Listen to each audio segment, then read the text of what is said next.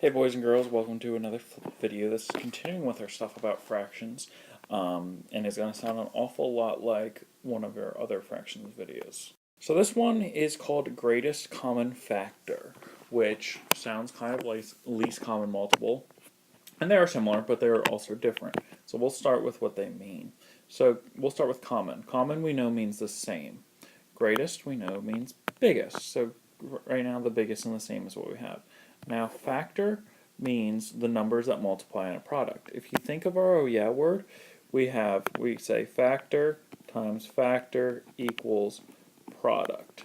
So 7 and 7 are our factors in that case. So the numbers that make up a multiplication problem are called the factors. So what we're looking for here is the biggest number that are the two numbers in a multiplication problem. So let's walk through this and I'll explain it and it'll make a little bit more sense as you're seeing it.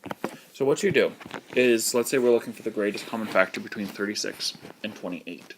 What we ask ourselves, we'll start with our 36 and we'll say, can we multiply something with 1 to get 36? And absolutely, you can multiply 1 to get 36. Now what do we multiply with 1? We get 36. So I'm going to actually put that one all the way over here so I have enough room. So we've got, 36. Now I'm going to go to 2. Can I multiply something with 2 to get 36? And I can, because it's an even number. So I have 2, now I have to figure out what do I multiply with 2 to get 36. So I could count by 2's, or I could take 36 and divide it by 2, which would give me 18. So then I would put an 18 next to the 36. Now I go to my next number, my next possible factor. Can I multiply something with 3 to get 36? And I know I can multiply 3 with 12 to get 36. Now I go to the next number, which is 4. Can I multiply something with 4 to get 36? And I know I can. 4 times 9 will give me 36. So now we're working inwards towards each other, if you see this. So can I multiply something with 5 to get 36? Well, I see that 36 does not end in a 0 or 5, so I know I can't, so I skip over it. So can I multiply something with 6 to get 36? Yes, I can. And it's 6. And I multiply 6 with 6 to get 36, so that's actually all my matches, because 6 matched itself. Now I'm going to go to my 28. Can I multiply something with 28 to get, or can I multiply something with 1 to get 28? Yes, I can. 1 times 28 will give me 28.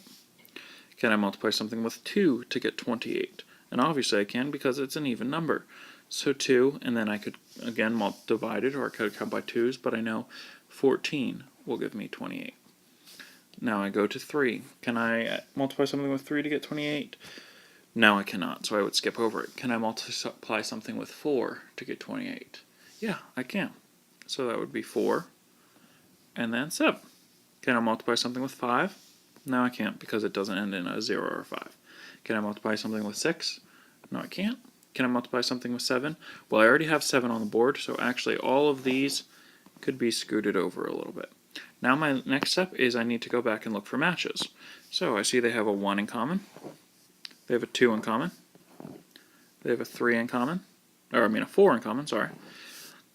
And that's all they have else in common. So that would make my greatest common factor, my GCF, would be 4.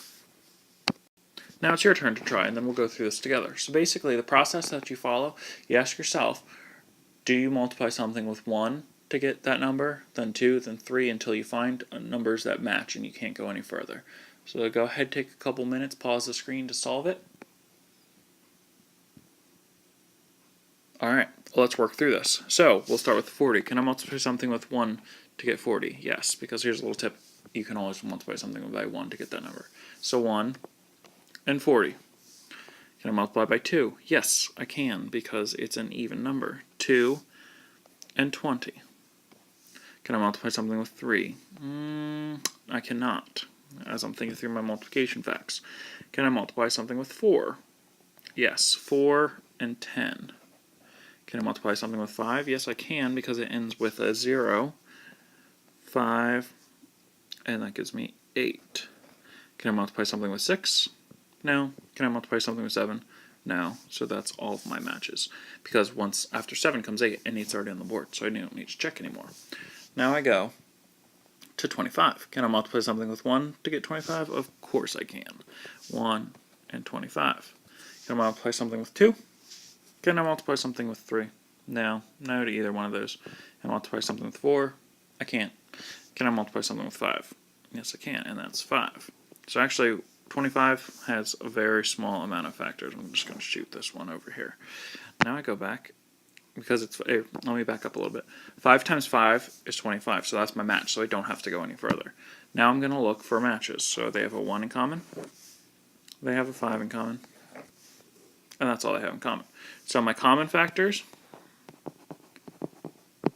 are 1 and 5, but my greatest common factor, my biggest number that they have in common, are 5. So I'm going to give you little clues here to figure out what different factors are. Little shortcuts here.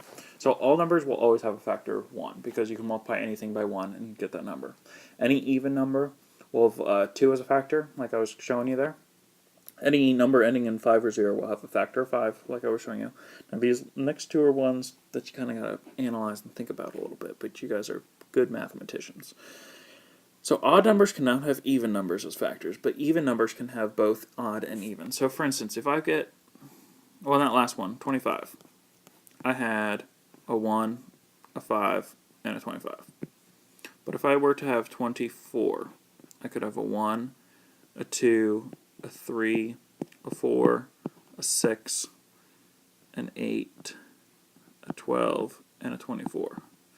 Now we see, if we're looking at these, let me draw an arrow down here. Okay, so we see that 1 is odd, 5 is odd, 25 is odd. Now we've got an odd, we've got an even, we've got an odd, got an even. So even numbers can have both. Odd numbers are only going to have odd factors. So that's just a little fun fact for you. Now the other one I want to talk about is this one. If the digits add up to 3, 6, or 9, it will have a factor of 3. So for instance, let's say we have 25. If we add that up, 2 plus 5 gives us 7. So I know 3 is not going to go into that. If I have 2 plus 4 for 24, that'll give me 6. And that means that 3 will go into it. This is easy. This is helpful for really, really big numbers. For instance, if we have something like 45, if I add that up, 4 plus 5 equals 9. So then I know 3 can go into 45. And another fact that I don't have written down here is you can always divide the number. So I could have divided 45 divided by 3, which would give me 15 to figure out if that goes into it. So those are just some clues to help you out. Now you bring back to school problem, which I want you to give me both your greatest common factor and just the common factors. I've given you 24 and 30. So figure out the common factors of those two and bring it to me in the morning.